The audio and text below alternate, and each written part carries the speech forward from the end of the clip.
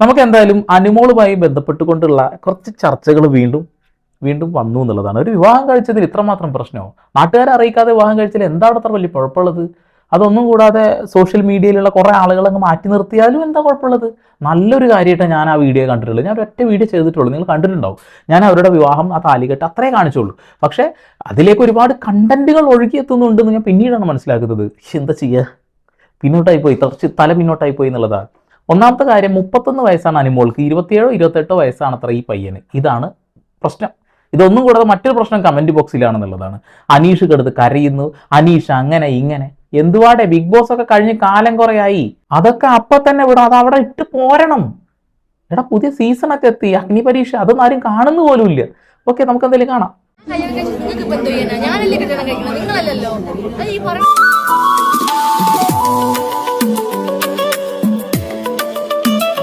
അത് കുറച്ച് ആൾക്കാർക്കുള്ള ഒരു കൊട്ടായിക്കോട്ടെ വെച്ചിട്ട്, ഞാൻ കല്യാണം കഴിച്ചില്ലെങ്കിൽ നിങ്ങൾക്ക് എന്താടാ എന്ന് എപ്പോഴാണ് ചോദിച്ചു നിങ്ങൾക്ക് അറിയില്ലേ?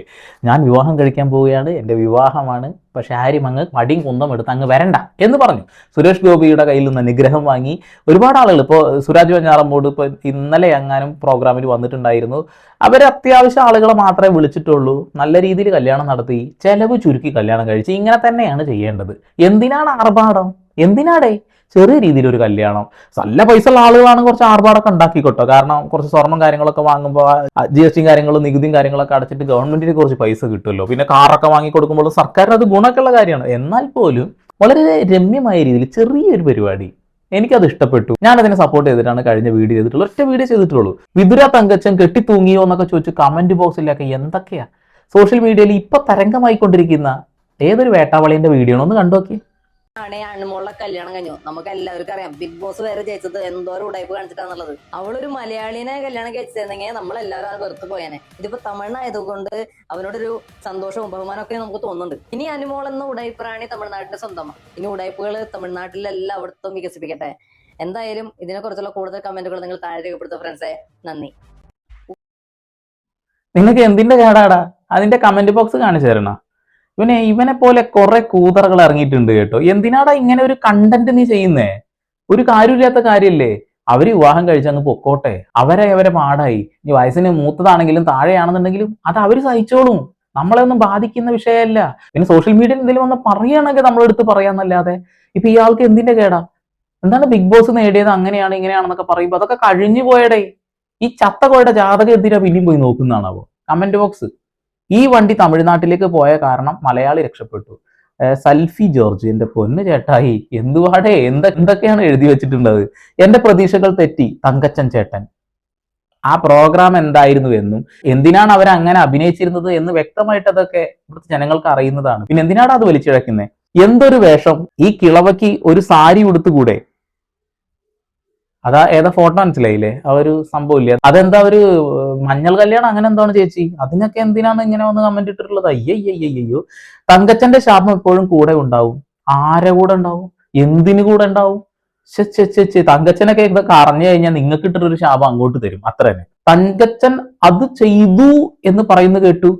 എന്തിനാടാ ഒരു കാര്യമില്ലാതെ ഇങ്ങനെ ഓരോ കമന്റ് വന്നിട്ട്. അടുത്താണ് അനീഷ് ചേട്ടനെ പോലെ ആവുമോ? എന്ത് അനീഷ് ചേട്ടനെ പോലെ ആവുമോ? ബിഗ് ബോസിനകത്ത് നടന്ന കാര്യങ്ങൾ നമ്മൾ ചർച്ച ചെയ്തതാണ്. കൃത്യമായിട്ട് അതിനെ കുറിച്ചിട്ടുള്ള എന്റെ നിലപാട് ഞാൻ പറഞ്ഞതാണ്. പക്ഷെ അത് കഴിഞ്ഞടാ, അത് കഴിഞ്ഞുപോയി. ഇപ്പൊ ബിഗ് ബോസ് ഒന്നല്ല നടന്നുകൊണ്ടിരിക്കുന്നത്, ഇപ്പൊ അവരുടെ റിയൽ ലൈഫാണ്. അനീഷിന്റെ പാട് നോക്കി പോയിട്ടുണ്ട്, അനുമോളുടെ പാട് നോക്കി പോയിട്ടുണ്ട്. അതിനിടയിൽ ഇവരെ സപ്പോർട്ട് ചെയ്ത ഒരു വ്യക്തി ഇല്ല, അയാളെ പേര് ഞാൻ മറന്നു കേട്ടോ. ബിഗ് ബോസിൽ പ്രൊമോഷൻ ഒക്കെ ചെയ്യുന്ന ആളൊരു ചെറിയ വീഡിയോ ഇട്ടിട്ടുണ്ട്. മഹേഷിന്റെ പ്രതികാരം എന്ന സിനിമയില് ജാഫർ ഇടുക്കിനെ നടന്നു വരുന്ന സമയത്ത്, ജാഫർ ഇടുക്കിയുടെ മകളെ ആയിരുന്നല്ലോ, ജാഫർ ഇടുക്കിയുടെ മകളാണല്ലോ ആദ്യം മഹേഷിനെ തേച്ചത്. മഹേഷും പുതിയ ഒരു കാമുകിയുമായി നിൽക്കുന്ന സമയത്ത് സന്തോഷം നന്നായി കണ്ടാൽ മതി എന്ന് പറഞ്ഞു പോകുന്ന ഒരു സാധനല്ലേ, അതൊക്കെ അവൻ വന്നിട്ട് ഇട്ടിട്ടുണ്ടായിരുന്നു കേട്ടോ. അനീഷേട്ടൻ അതൊന്നും മൈൻഡ് പോലെ ചെയ്യുന്നില്ലടേ. 3 മാസം അതിനു മുൻപ് അവൻ രക്ഷപ്പെടും. എഴുതി വെച്ചിട്ടാണോ പോയിട്ടുള്ളത്? താങ്കളോട് പറഞ്ഞിട്ടാണോ പോയിട്ടുള്ളത്? ഇവിടെ ദാമ്പത്യ ജീവിതം എന്നൊക്കെ ആകുമ്പോ ചിലപ്പോ നല്ലപോലെ ആവും, ചിലപ്പോ നല്ലപോലെ ആവണം നിർബന്ധമൊന്നുമില്ല. ഇവരെന്തോ ഷൂട്ടിംഗ് സെറ്റിൽ വെച്ച് പരിചയപ്പെട്ടതാണ്. ആളൊരു തമിഴ് നടനാണ്. സിനിമ ഒന്നും ഞാൻ കണ്ടിട്ടില്ല, സീരിയലാണോ എന്ന് അറിയില്ല. പിന്നെ കണ്ടന്റ് ക്രിയേഷൻ, പിന്നെന്താ ഇൻഫ്ലുവൻസർ എന്നൊരു സംഭവമാണ്. ഈ ക്രീമും കാര്യങ്ങളൊക്കെ, പ്രൊമോഷനും കാര്യങ്ങളൊക്കെ കാണലുണ്ട് പേജിൽ. അടിപൊളി, വാ പോകാം. എന്തൊക്കെ കാണണം? തേപ്പുകാരിയെ കൊണ്ട് എന്റെ ഋതുകൃഷ്ണ, ആരാണ് തേച്ചിട്ടുള്ളത്?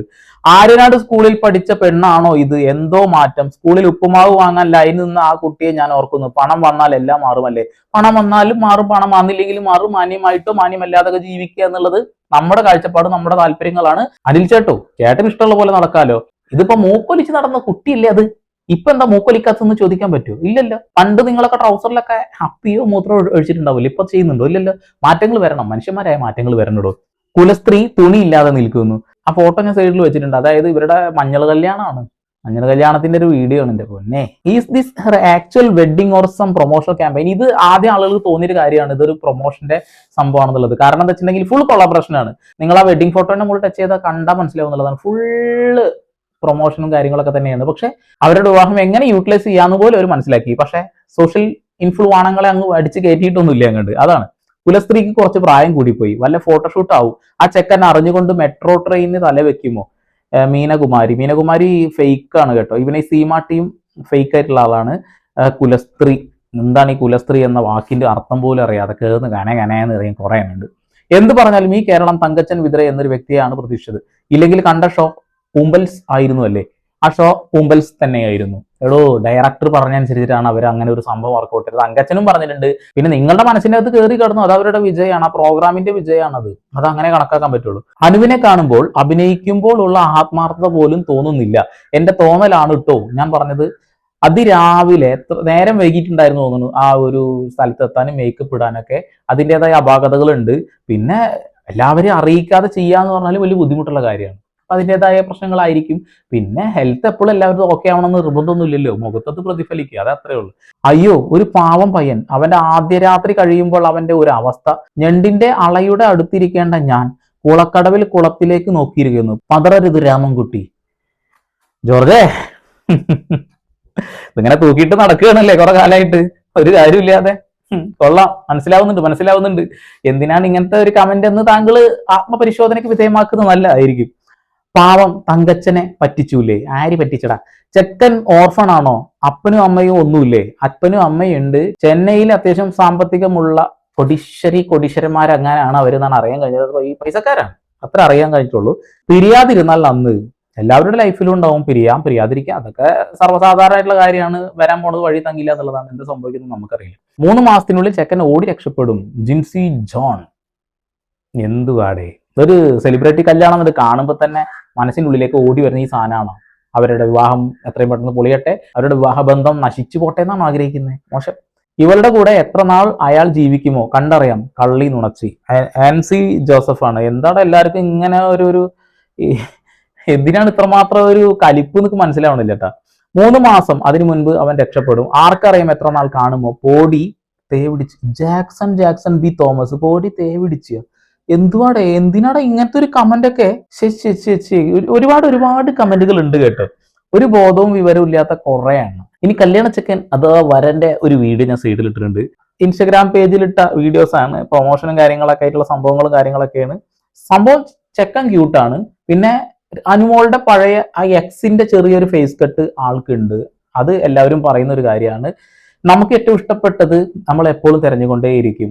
ഒരിക്കലും ഇഷ്ടപ്പെട്ടതില്ലേ, അതൊരിക്കലും നമുക്ക് മറക്കാനും കഴിയില്ല എന്നുള്ളതാണ്. അതിലെ ചെറിയൊരു ചായയൊക്കെ ഉണ്ടാവും. പിന്നെ അവരുടെ ലൈഫാണ്, അത് അവർ തീരുമാനിക്കട്ടെ എങ്ങനെ പോകണം എന്നുള്ളത്. സെലിബ്രിറ്റികൾ എല്ലാവരും അടിച്ചു പിരിയുന്നൊന്നുമില്ല. ഇപ്പൊ ബിജു മേനോനും സംയുക്ത വർമ്മയൊക്കെ എത്ര വർഷങ്ങളായി ഒരുമിച്ച് ജീവിക്കുന്നു അല്ലെ? ആനിയുടെ അവസ്ഥ നമുക്കറിയില്ല. ഒരുപാട് ആളുകൾ അങ്ങനെ ജീവിക്കുന്നവരുണ്ടോ. അപ്പൊ ആവശ്യമില്ലാത്ത ഒരു കോൺട്രവേഴ്സി നിങ്ങളായിട്ട് ഉണ്ടാക്കി വെക്കണ്ട. ഇവരല്ല അടിപൊളിയായിട്ട് സന്തോഷത്തോടു കൂടി ജീവിക്കട്ടെ എന്നാണ് നമ്മൾ ആഗ്രഹിക്കേണ്ടത്. അതിന്റെ അപ്പുറത്ത് അനീഷിനെ വലിച്ചിടുന്നു, തങ്കച്ചൻ വിദ്രയെ വലിച്ചിടുന്നു. ഇതിലൊക്കെ എന്ത് നേട്ടമാണ് നിങ്ങൾക്ക് ഉണ്ടാകാൻ പോകുന്നത്?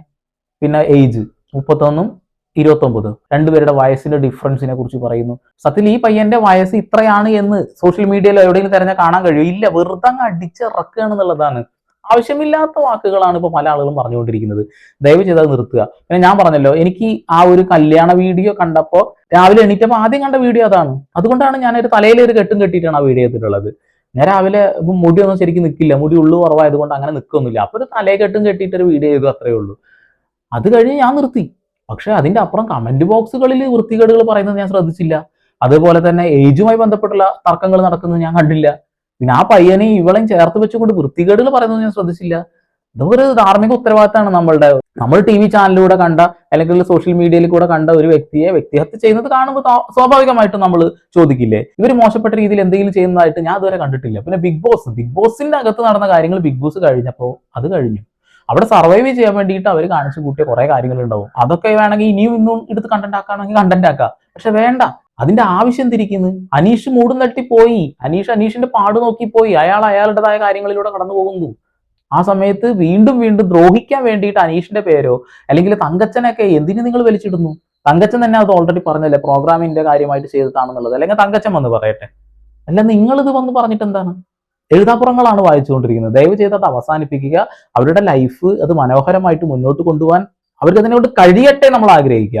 ഒരുപാട് സെലിബ്രിറ്റീസ് ഇല്ലേ കല്യാണം കഴിഞ്ഞിട്ട് ബന്ധങ്ങൾ വേറിട്ട് പോകുന്നത്, അതുപോലെ ആവരുത് എന്ന് നമുക്ക് പ്രാർത്ഥിക്കാം. നമ്മുടെ ഒരു പെങ്ങളെ പോലെയോ ഒരു മകളെ പോലെയൊക്കെ നമുക്ക് കണ്ടുകൂടെ?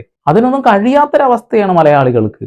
വായ്പേസിടും പുല്ലാങ്കുഴൽ നീതാനൊരു പൂവിൻ മടൽ, പൂവേ செம்பூவே உன் வாசம் வரும் வாசல் என் வாசல் உன் பூங்காவனம், வாய்ப்பேசிடும் പുല്ലാങ്കുഴൽ നീതാനൊരു പൂവിൻ മടൽ. വെറുതെ ഒരു പാട്ടൂടെ പാടിയിട്ടതാണ്. എല്ലാവർക്കും ഓരോ പാട്ട് വേണമെന്നാണ് പറഞ്ഞുകൊണ്ടിരിക്കുന്നത്, കൊണ്ട് പാടി എന്നുള്ളത് കേട്ടോ. നിങ്ങളുടെ അഭിപ്രായം രേഖപ്പെടുത്തുക. വീണ്ടും വരെ പുതിയ വാർത്താ വിശേഷങ്ങളുമായി സന്ദീപ് എടപ്പാൾ സൈനിങ് ഓഫ്.